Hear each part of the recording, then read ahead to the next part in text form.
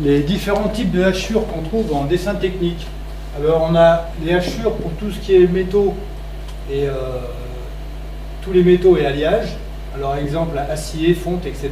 Donc on voit c'est un trait incliné avec un certain espacement. L'espacement il est toujours constant, l'inclinaison est toujours constante.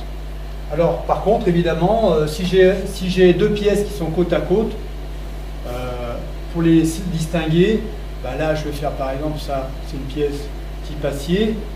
Bah, pour distinguer avec l'autre, je vais changer l'inclinaison des hachures, tout simplement.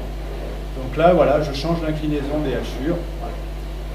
Mais pour la même pièce, on doit avoir la même orientation et le même espacement. Alors après, on a pour les métaux et alliages légers tels que l'aluminium, on va avoir deux traits rapprochés et après séparés par une certaine distance. Voilà. Alors là, c'est pareil, on peut, pour distinguer deux pièces, par exemple, qui sont en alliage léger, on va pouvoir changer, par contre, l'inclinaison et aussi l'écartement qu'il y a entre les hachures, entre les doubles hachures.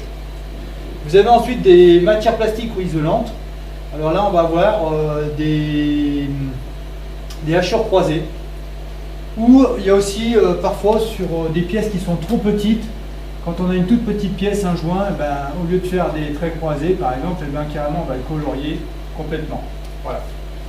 Ça arrive. On trouve ce genre de représentation aussi pour les matières plastiques ou isolantes. Donc, la surface est grisée, quoi. Voilà. Sinon, vous avez aussi les cuivres et ses alliages. Donc là, on remarque bien qu'on a un trait continu et après un trait pointillé, un trait continu, un trait pointillé. Et on voit bien que l'écartement, l'espacement entre les différents traits est constant, c'est le même. Voilà. Alors là, pareil, on va pouvoir, pour distinguer des pièces entre elles, on va pouvoir faire comme on a fait ici, c'est-à-dire changer par exemple l'inclinaison sur une autre pièce et changer aussi l'écartement. Mais par contre, pour la même pièce, on garde la même inclinaison et le même écartement. Voilà.